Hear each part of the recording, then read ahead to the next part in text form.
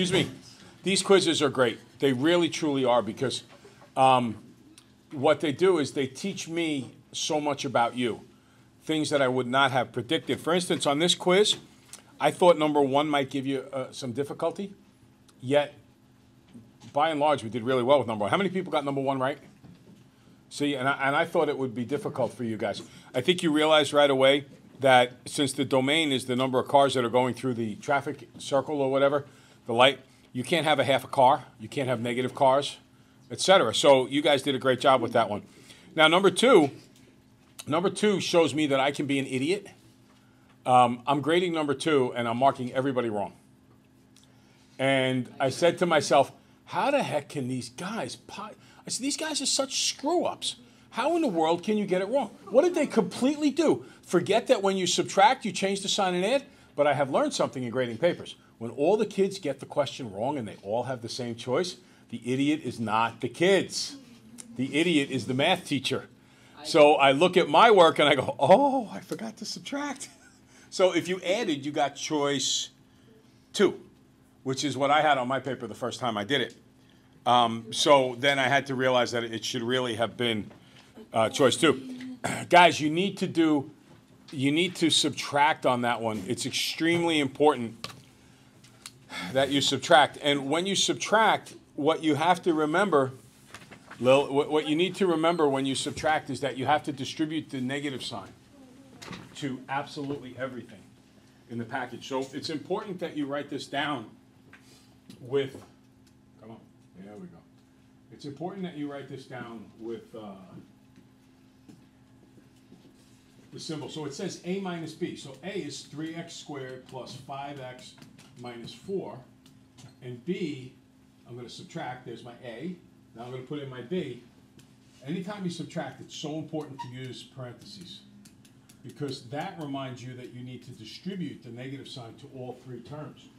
So this becomes plus 2x squared plus 9x minus 7.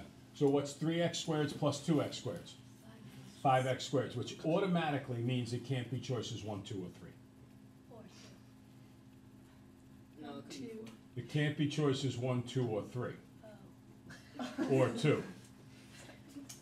Next, 5x plus 9x is 14x. And lastly, negative 4 and negative 7 make negative 11.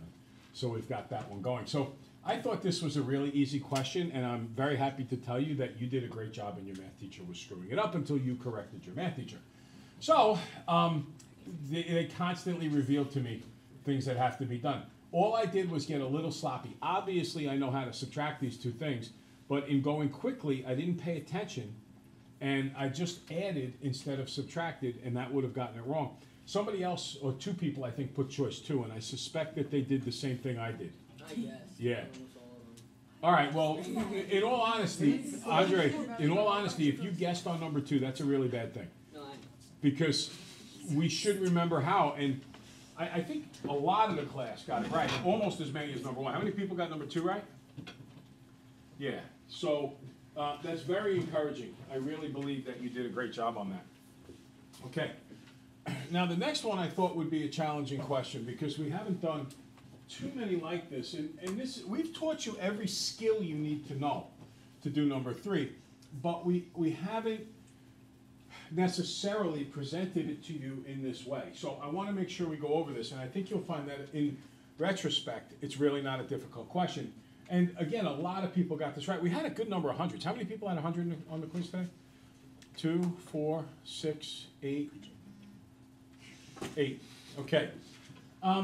I thought this was a challenging question because we, again, haven't applied it in exactly this way. But once we go through this, I think you'll be able to get a really good job with it tomorrow. Table below shows yearly average balance in a savings account where it's compounded annually. So we look at it like this. See this?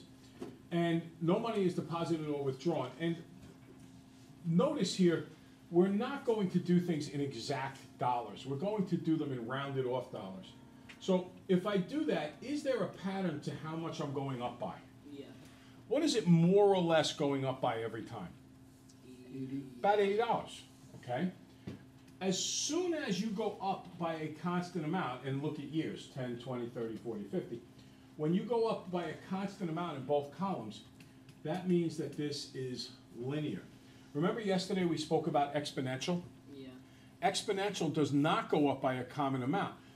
Yesterday we called a common amount that it goes up by the common difference.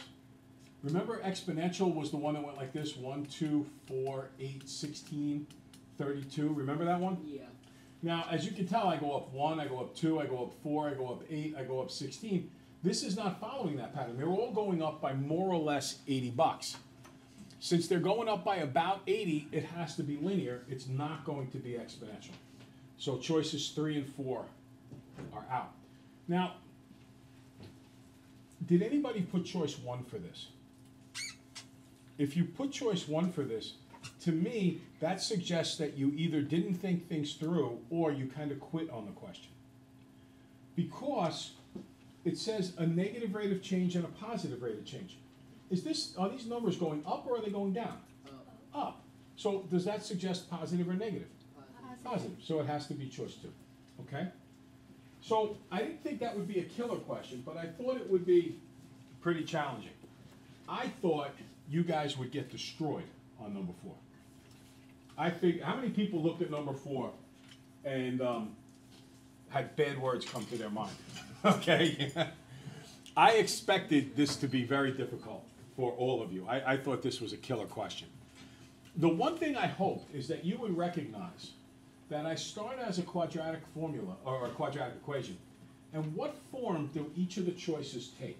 What does it remind you of when you see that form? Completing the square. Very good. So I'm hoping that the choices suggested to you that you should do completing the square. So if I do completing the square, my first step is to subtract 6 from both sides, and I get x squared minus 6x equals negative 6. And then I have to half that, so I get x minus 3 squared. But in order to make this work, what do I need to add over here to make this a true statement? No, not a 6. A 9. Right? Because negative 3 squared is 9. So then I have to add 3 here. And what's negative 6 plus 9? 3. So actually doing the question is easy, but seeing that was not easy. To me, the trick to having that sense of direction was to recognize that all of the choices were in a completing the square format. So you should have went to that technique of doing it, okay? Any question on that, guys? So I suggest that tonight you make it a point to work a little on the quiz if you need to, watch the video, whatever you want to do. I will be at the library tonight if you need me to be. Okay, sequences. Let's talk some more about those. Consider a sequence generated by the formula f of n equals 6n minus 4, starting with n equals 1. Generate the terms f of 1, f of 2, f of 3, f of 4, and f of 5. You know, this is a really easy, yes? At the library tonight, when you bring like your retest, and like I have like one question I don't get, so like would you like... Your take-home test, you mean? Yeah. Okay. I'll do what I said I would do. I will try to make up a similar kind of question and give you some direction on that similar question, but I will not have anything to do with the question that was on the paper, okay? Now, here we have the formula, start with n equals 1, find these terms. So if I plug in a 1, what's 6 times 1? 6. 6 minus 4? 2. Good, now plug in a 2. 6 times 2? 12. 12 minus 4? 8. Plug in a 3. 6 times 3? 18 minus 4? 14. 14. Plug in a 4. 24 minus 4, 20. And then plug in a 5. 30 minus 4, 26. As you can tell, they're each going up by 6s. The slope or the rate of change is 6. So it makes sense from many different angles. Okay? Any questions? Yeah, that's all you have to do. Okay? It said generate the terms. I generated the terms by plugging in 1, 2, 3, 4, 5. Also worth noting that this is an arithmetic sequence, right? What does arithmetic mean and what does geometric mean? Andre?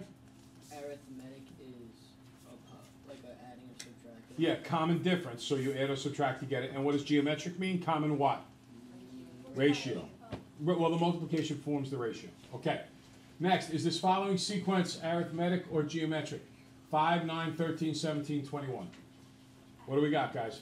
Arithmetic. How do you know that this has to be arithmetic? Going up by 4. Going up by the constant amount of 4. And then use the table below. The first term is 5. The next term is 9. The next term is 13. Then 4 becomes 17, 5 becomes 21, 6 becomes, they're going up by 4, so this is 25, 7 is 29, and 8 is 33. Good. Then it says write a function rule for the table. A couple of different ways to write function rules. One, it would be to do it as a y equals mx plus b deal. B always matches up with 0. What number matches up with 0? 1. Not, 1 is the right answer, yes, because I go backwards. 8, 7, 6, 5, 4, 3, 2, 1, 0. And then I'm going to go down 4s this way, so 5 minus 4 makes 1. So I get y equals, I know I have plus 1 at the end, and what is the rate of change or the slope? 4, right, because this guy's going up by 4, the other side by 1, so I get 4 over 1, or just 4, x plus 1. Another way to say it would be a sub n equals the first term, which is 5, plus, what are you going up by? 4. 4 times, and what always goes into parentheses? N minus 1. N minus 1. Get that. Okay, very good. Any questions? All right, so that's a nice little review of what we did with sequence work yesterday. Now let's continue with our understanding of sequence work. Okay, consider the sequence 5, 8, 11, 14, 17. If you believed in patterns, if you believe in magic, in a young girl's heart. Right? Yeah, I was expecting you to bust in on that move there. No? Okay. If you believe in patterns, what might be the next number in the sequence? What do you think? 20. Good. Write a formula for Achilles' sequence. All right, so if I'm going to do that, I'm going to go a sub n equals, what's my first one? 5 plus 5 3. plus 3 times what? N minus 1. N minus 1. Are we getting the hang of this now? Yeah. Remember, I think yesterday, the lesson would have seemed a little awkward, not necessarily difficult, but a little weird. How many people feel that today you're going through this and you're like, this is not difficult, I can handle this, all right? Yeah, that's why we gave it 2 days to learn this stuff. Explain how each part of the formula relates to the sequence. What is this guy always going to be? The starting number. The starting one. What's this one always going to be? The rate you go up. Common difference, rate you go up if you want, good. And this will always be n minus 1 because it's the number of the terms minus 1 because of the first term you start with, you don't count. It's only after that that you count how much you're going up. And explain Johnny's formula we just did. Okay.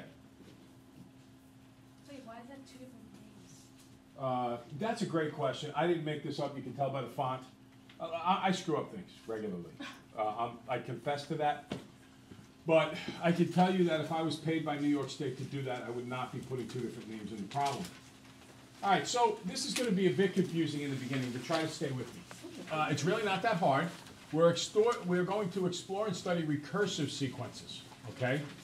Now, a recursive sequence is a sequence that chooses any term to start and then applies the same rule to create all the rest of the term, okay? Like what we did yesterday. Let's say I wanted to start a sequence that starts with the number 8 and then adds 3 to each term. So this, again, the key I want you to understand here is this is a recursive sequence. It's another way to write what we've already been doing. It's just a slightly different way to say it. Now, a sub n, if you look at the first one, it says a sub 1 is 8. What do you think a sub 1 means? Andre? Like the number you start with? Yeah, the first term. So when it says a sub 1 is 8, in your mind, it can get really confusing, Parker, to see a sub 1 is 8. Don't think a sub 1. Say to yourself, the first term is 8. So if I was to write this sequence out, what would I start with? 8. So the very first thing I would write is 8. Now this says a sub n equals a sub n minus 1 plus 3. And if I was in 8th grade in an honors accelerated math class and my teacher put that on the board, again, some words with very foul language would be creeping into my mind. Because I'm like, what the heck? But this is standard math notation. And you need to understand, just like a sub n means the first term, the 1 means first, all that matters here, I don't care what n means, but isn't n minus 1 automatically the term before n? Yeah. Right? Like, let's just do some numbers. If I do the number 8, what's the number before 8? 7. So 8th term, 7th term. If I did the 101st term, what would be the n minus 1 term? The 100th term. So the bottom line is, whatever n is, I don't care what it is, n minus 1 means the previous term. So this is saying the new term, a sub n is nothing more than the new term, is the old term plus 3. So if the old term's 8, what goes next?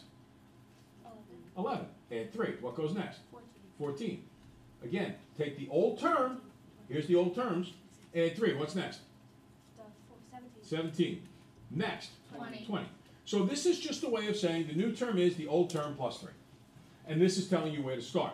See, if I told you the new term is the old term plus 3, and I didn't tell you the first term, how could you begin?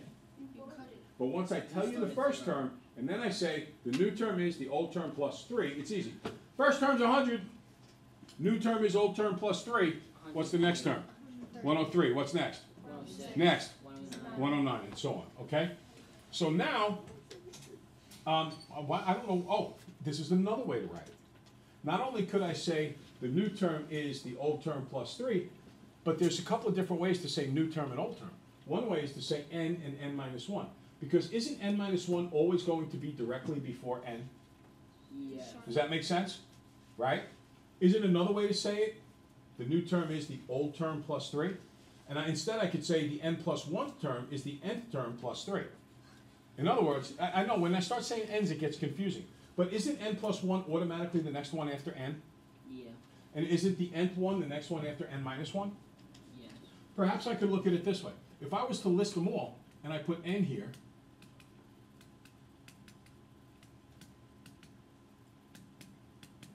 isn't it true that n minus 1 is always before n? Yeah. And isn't it true that n is always before n plus 1? Yeah. And isn't it true that n plus 1 is always before n plus 2? Yeah. So when I write this, I could say the new term, the n plus 1 term, is the old term, the n term, and then what do I have to do to go from this guy to this guy? According to the rule, I add 3. Oh. Okay? So if I start with 8, and I keep adding 3, what goes next? 11. 11, then, 14. then. 17. So you can see it's the same pattern. This is one way of saying it. This is the other way of saying it. Okay? Let's see here. Are these arithmetic or geometric sequences? Arithmetic. Okay. Write 2 recursive formulas for this. First off, what is a sub 1? Everybody look at this. What's a sub 1? 3. Everybody agree it's 3? Yeah. A sub 1 just means the first term. Now, a sub n equals, now we know we have to have an a sub n minus 1, right? Because this is the new term is, am I adding a constant amount here? Yes. No. No, what am I doing to go from 3 to 6 to 12 to 24? Multiplying by 2. Multiplying by 2. So I'm just going to put 2 a sub n minus 1. Okay? So I put the 2 in front. Mia, you look like this is painful. Are you okay? Listen, are you eating your fruits and vegetables? Yes. You're very white. I don't get much sun. It's a beautiful time of year. We got to get you some sun.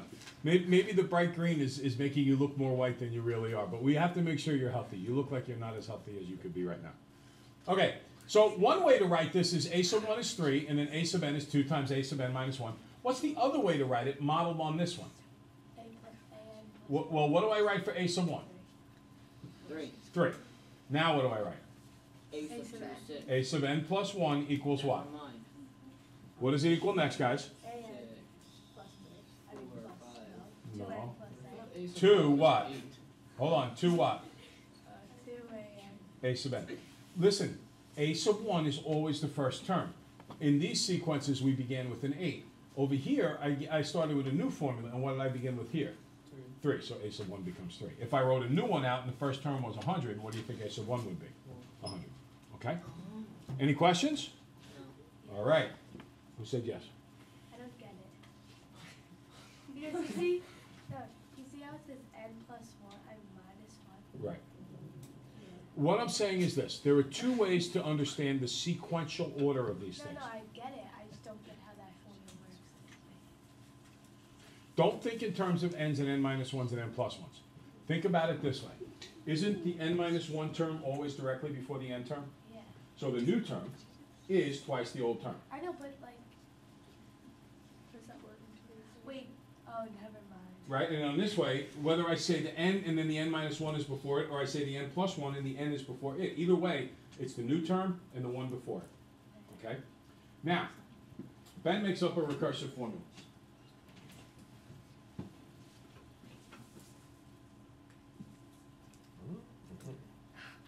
Oh, what? Oh, that's why. Okay.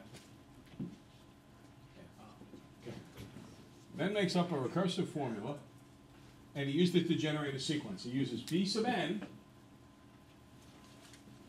to stand for the nth term of this sequence. What does b sub 3 mean? Oh, I'm sorry, not b sub n, b of n.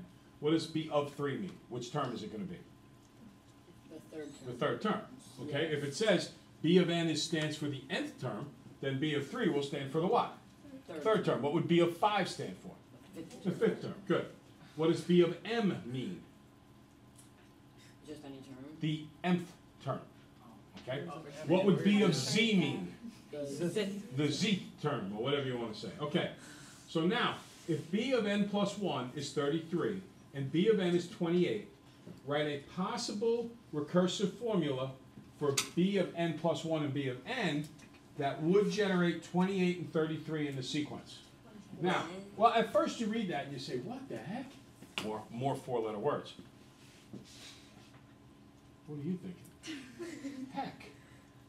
Heck. H-E-C-K. Four. You said more four-letter words. Yeah, well, we did them on other problems. There were other ones that made us go, what the heck? Okay. Now, Good job. Good job. I don't really care which terms they are. Isn't it true that the n plus 1th term is the one immediately after the nth term? Yes. Okay, so I have 28, then 33. Now I can have whatever terms before it and whatever terms after it. But what's one possible way that this sequence is being generated? Addition. Adding how much? 5. Do we all agree with that? Yeah. So it says here, write a possible recursive formula involving b sub n plus 1 and b sub n. So here's a possible formula. Ready? A sub 1 is 28. Yep. And then a sub n plus 1 is a sub n plus 5. Because I'm going up by 5s. So in other words, the new term is what? The new term. The plus old five. term plus 5. Okay? All right. What does b of n and b of m mean? Just the nth and mth term. Right, and what do you do to them? Add them. Okay? Would it be necessarily the same thing as add n and m and then do b of whatever that sum is? No. No. For example, the second and third term might be 10 and 15, and then does that necessarily mean that the fifth term works out to be the sum of those two? Definitely not. Okay? All right. So we're up to the homework. You can begin that. Start rocking it. Hey, I have a question for you guys. How did you do on your state test today? I didn't take it. They were all like C in lines 11 through 44. Yeah, that was What really was funny. the main Had to read. idea? And then there was like 8 of those questions Really? in a row. Wait, what did you just say? Well, here's one generality of the math test for what it's worth. The first year we took the math test, on the first day there were 7 questions on scientific notation. And then on the next 2 days, there was like 1 question each day on scientific notation. And each day had a different question of emphasis. So I would not go home and say to yourselves, I think there's going to be 8 questions tomorrow on that thing like there were 8 of today. It's probably going to be a little bit different. All right? Every question makes you go back. Oh yeah. From now on, you have to put the cap Like, down, why because don't I know you you give can me still the go line? and look. So the class after us. Oh, you are so generous. Yeah, I might as well make it less hard Make it for them. easier for them. No, make it more difficult. That way there's more left for you the next day. I'm so nice to them, though. Yeah. I'm such a nice person. I can't do that. I'm going to call you Alibaba from now on. Alibaba and the 40 Thieves.